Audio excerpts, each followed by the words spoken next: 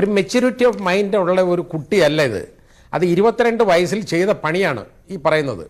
22 വയസ്സായ ഒരു കുട്ടിക്ക് ലോകപരിചയമൊന്നുമില്ല, പഠിക്കാൻ പിടിക്കുകയാണ്. അതായത് മദ്രാസ് യൂണിവേഴ്സിറ്റിയിൽ നിന്ന് 90% മാർക്കോടുകൂടി PG ഇംഗ്ലീഷ് ലിറ്ററേച്ചറിൻ്റെ MA പാസ്സായ കുട്ടിയാണ്. അപ്പോൾ അതേ അറിയുള്ളൂ, അതിന് ലോകപരിചയമൊന്നുമുള്ളതല്ല. ഗ്രീഷ്മയുടെ കാര്യത്തിൽ മെച്യൂരിറ്റി ഇല്ലാതെ ചെയ്തു പോയതാവും എന്ന് എനിക്കും തോന്നിയിട്ടുണ്ട്. അതുതന്നെയാണ് ആ സാറും ഇപ്പോൾ പറഞ്ഞത്.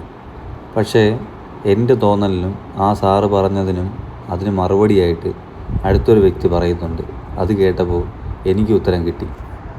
ഈ ഇമ്മച്യൂരിറ്റി എന്ന് പറയുമ്പോൾ പ്രേമിക്കാനും കല്യാണം കഴിക്കാനും കുങ്കുമം തൊടാനും വീഡിയോ എടുക്കാനും ആളെ വിളിച്ചു വരുത്താനും ലൈംഗിക ബന്ധത്തിൽ ഏർപ്പെടാനും സാധിക്കുമ്പോൾ അവർ ഈ ഗ്രീഷ്മയ്ക്ക് ഇമ്മച്യൂരിറ്റി ഒന്നും ഇല്ലായിരുന്നു. മദ്രാസ് യൂണിവേഴ്സിറ്റി എന്ന് പറഞ്ഞൊരു ഇടത്ത് നിന്ന് റാങ്ക് മേടിച്ചു പഠിച്ചു. ഒരു കേരളത്തിൽ നിന്ന് ഇത്രയും ദൂരത്തൊരു സ്ഥലത്ത് പോയി പഠിക്കുകയും അവിടെ റാങ്ക് മേടിക്കുമ്പോൾ ഇതൊക്കെ ഇമ്മച്യൂരിറ്റി കൊണ്ട് ചെയ്യുന്ന കാര്യങ്ങളാണോ?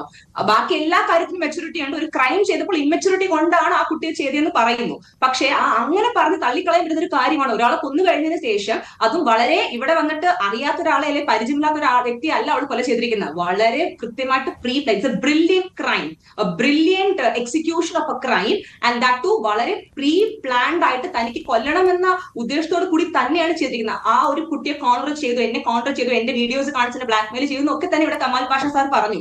പക്ഷെ ഞാൻ ചോദിക്കട്ടായോ, ഈ ഒരു സോഷ്യൽ മീഡിയയിൽ ഒത്തിരി അധികം ആക്റ്റീവ് ആയ ഒരു പെൺകുട്ടിയും ആ ഫോണും കാര്യങ്ങളൊക്കെ തന്നെ യൂസ് ചെയ്യുന്നു. സ്ഥലകാല ബോധം ഇല്ലാത്തൊരു പെൺകുട്ടിയൊന്നും അല്ലല്ലോ. പോലീസിൽ പരാതിപ്പെടാം, തന്റെ വീട്ടുകാരെ അറിയിക്കാം. അപ്പൊ ഈ ബ്ലാക്ക്മെയിൽ ചെയ്യുന്ന അവനെതിരെ ഒരു പരാതി കൊടുക്കുന്ന അത്ര നേരമൊന്നും എടുക്കത്തില്ല.